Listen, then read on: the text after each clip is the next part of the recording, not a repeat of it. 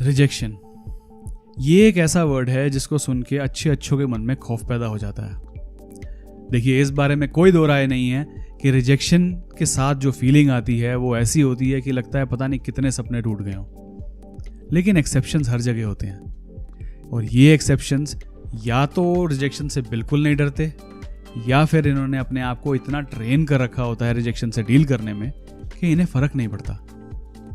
अगर आपने इस वीडियो पे क्लिक किया है तो आप मेरी तरह और 90% उन लोगों की तरह हैं जिन्हें रिजेक्शन से डील करने में थोड़ी परेशानी आती हो।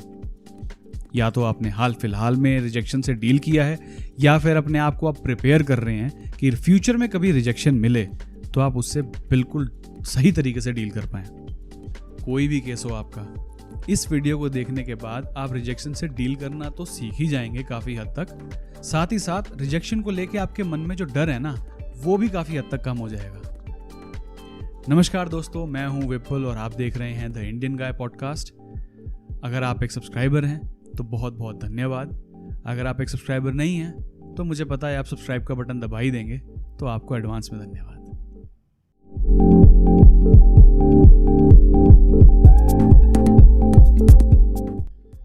देखिए, रिजेक्शन लाइफ का एक हिस्सा है, एंड आप चाहे कितने ही प्रोटेक्टेड एनवायरनमेंट में रहते हो, लाइफ में कभी ना कभी किसी ना किसी फॉर्म में रिजेक्शन से आपको डील करना ही पड़ेगा। अब रिजेक्शन से जितना जल्दी डील करना सीखोगे अपनी लाइफ में, उतना ही तेजी से और ज्यादा आगे तक जा पाओगे। कैसे और क्यों, मैं बताता हूं। लेकिन उससे पहले आपको एक फैक्ट बताता हूं कि हम रिजेक्शन से इतना डरते क्यों हैं।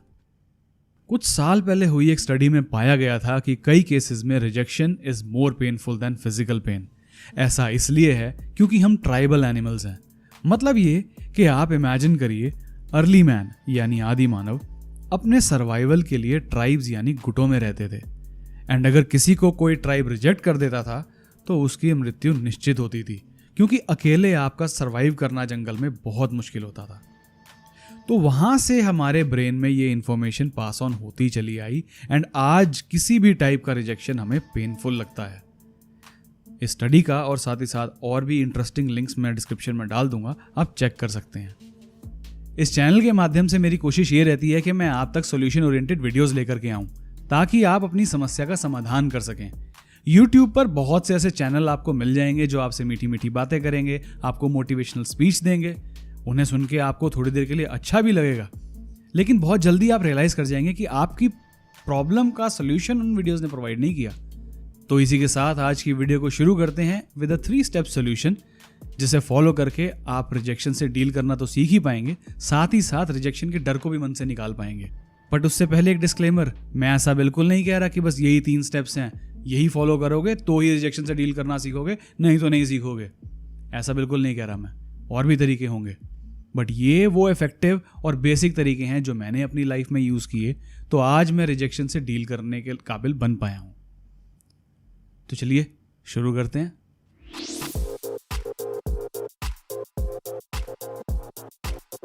हमारी कुछ हैबिट्स ऐसी होती हैं जो बहुत ही खतरनाक होती हैं। ना केवल वो हमें लाइफ में अनसक्सेसफुल बनाती हैं, बल्कि अगर ध्यान ना दें तो जानलेवा भी हो सकती हैं। उनमें से ही एक आदत है अपने आप को झूठ बोलना। रिजेक्शन से डील करने के लिए सबसे ज़रूरी है रिजेक्शन को एक्सेप्ट करना। कोई इस बात को डिनाई नहीं कर रहा कि रिजेक्शन से दुख नहीं होता। रिजेक्शन से दुख सबको होता है, बट उस दुख से डील करने के सबके तरीके अलग अलग होते हैं। लेकिन जब तक आप एक्सेप्ट नहीं करोगे तो आप आगे नहीं बढ़ पाओगे। कई केसेस में होता ये है कि हम इस दुख से डील करने के लिए अपने आप को झूठ बोलने लगते हैं, एक स्टोरी बनाने लगते हैं। ये बिल्कुल नेचुरल होता है, ये कोपिंग मैकेनिज्म होता है हमारे अंदर, लेकिन ये हेल्दी नहीं होता। अगर ज़्यादा लंबे समय तक हम इस पर टिके रहें तो ये हमारी कमज़ोरी तो बन ही जाता है, साथ ही साथ हमारी ग्रोथ को भी रोक देता है। मैं अपना एग्जाम्पल दे करके बताता हूँ।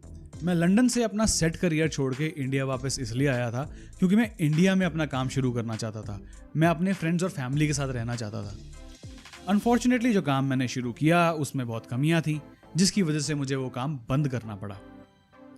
जब काम बंद कर दिया तो उसके बाद डिसाइड किया कि चलो जॉब्स के लिए अप्लाई करते हैं, और मैं तो बहुत कॉन्फिडेंट था कि मुझे तो जॉब बड़े आसानी से मिल जाएगी।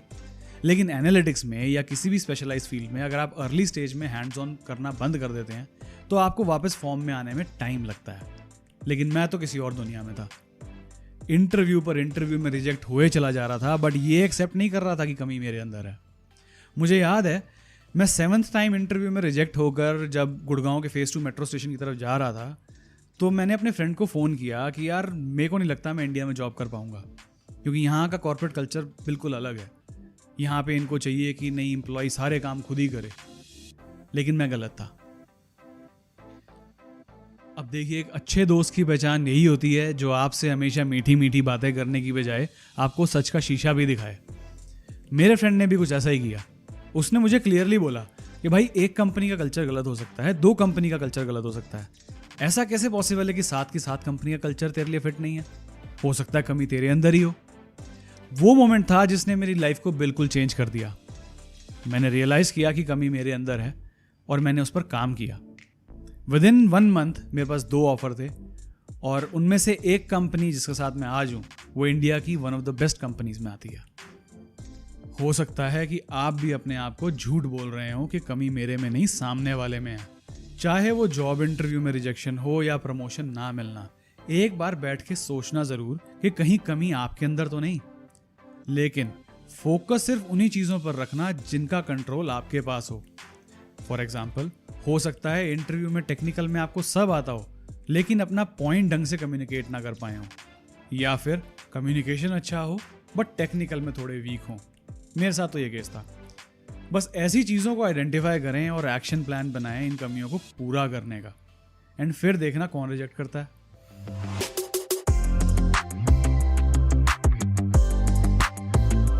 जब रियलिटी से पाला पड़ता है ना, तो अच्छे अच्छे हताश हो जाते हैं।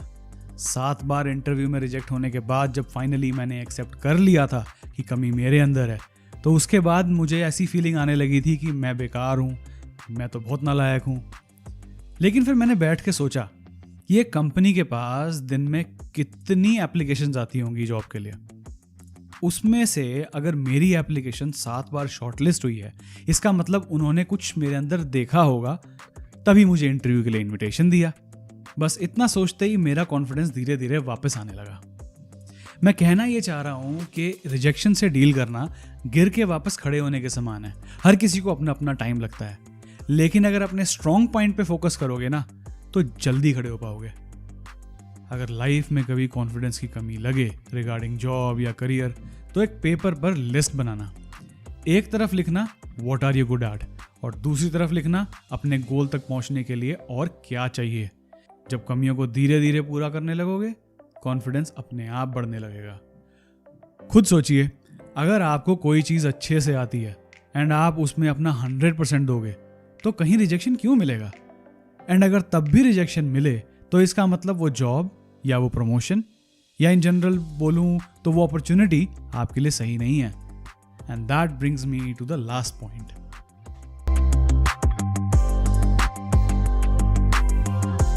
चलिए, थोड़ी अच्छी बातें मैं भी कर लेता हूँ, लेकिन प्रैक्टिकल। देखिए, ऐसा भी पॉसिबल है कि आप स्टेप 1 फॉलो करके अपने आप को कन्विंस कर पाएं कि हाँ, कमी आपके अंदर है, और स्टेप 2 में उन कमियों को आइडेंटिफाई करके उनके लिए प्रिपेयर कर पाएं, ताकि जब नेक्स्ट टाइम अपॉर्चुनिटी आए तो आप रेडी रहें। लेकिन ऐसा होने के बावजूद भी चांसेस हैं कि आपको वो प्रमोशन ना मिले या आपको वो जॉब ना मिले, मतलब आप उसमें भी रिजेक्ट हो जाएं। तो इस केस में ये तो क्लियर है कि कमी आपके अंदर नहीं थी, क्योंकि आपने तो अपना 100% दिया। ऐसे केस में अपने आप को कन्विंस करें कि वो अपॉर्चुनिटी आपके लिए नहीं है। एक बात सोचो, अगर आपने अपना 100% दिया, इंटरव्यू एकदम मस्त गया, एंड उसके बाद भी आपको रिजेक्ट कर देते हैं बिना रीज़न बताए, तो दोस्त इसमें दुखी मत होना, बल्कि खुश होना। क्योंकि अगर ऐसी किसी ऑर्गेनाइजेशन में काम करने लगे तो आगे जाके दुखी हो जाओगे, क्योंकि अपना 100% देते रहोगे बट कोई एक्नॉलेज नहीं करेगा, एंड ना ही उस काम का कोई रिटर्न मिलेगा। सिमिलरली, अगर आप कॉन्स्टेंटली अपने जॉब रोल की एक्सपेक्टेशन से बढ़ के काम कर रहे हैं एंड फिर भी आपको प्रमोशन नहीं मिल रही, तो ये भी क्लियर है कि ये टाइम आ चुका है उस टॉक्सिक एनवायरनमेंट से निकल के ऐसी ऑर्गेनाइजेशन ज्वाइन करने का जहां आपके काम की कदर हो। अभी जो 3rd पॉइंट था ना, ये रिलेशनशिप्स के रिजेक्शन में भी बहुत काम आता है। अगर आपका पार्टनर 100% देने के बाद भी आपको रिजेक्ट कर देता है, तो बहुत बढ़िया है आपके लिए। आपके लिए कोई और पार्टनर सही है, वो नहीं। क्योंकि आपके एफर्ट की तो वैल्यू ही नहीं समझी उन्होंने। तो आज के लिए इतना ही। मैं आशा करता हूँ कि आपको ये स्टेप्स बहुत आसानी से समझ में आए होंगे। मेरे समझाने में कोई कसर रह गई हो तो आप मुझे कमेंट सेक्शन में लिखकर ज़रूर बताएं या मेरे इंस्टाग्राम हैंडल पर मुझे मैसेज करके ज़रूर बताएं। मैंने वीडियो की शुरुआत में एक बात कही थी कि लाइफ में जितना जल्दी आप रिजेक्शन से डील करना सीखेंगे उतना ही बेटर है। ऐसा इसलिए कहा था मैंने क्योंकि ये स्टेप्स सुनने में तो बहुत आसान लगते हैं, बट जब आप इसको फॉलो करना शुरू करते हैं तो इनकी आदत डालने में थोड़ा टाइम ज़्यादा लगता है। आदत कैसे डालनी है उस पर मैंने एक वीडियो बनाई है, आप चाहकर वो भी देख सकते हैं। और एक वीडियो नेक्स्ट वीक मैं और ला रहा हूँ। अगर आपको इस वीडियो से कोई वैल्यू मिली हो तो अपने ग्रुप्स में शेयर करें और वीडियो को लाइक करना ना भूलें। अगली वीडियो तक धन्यवाद।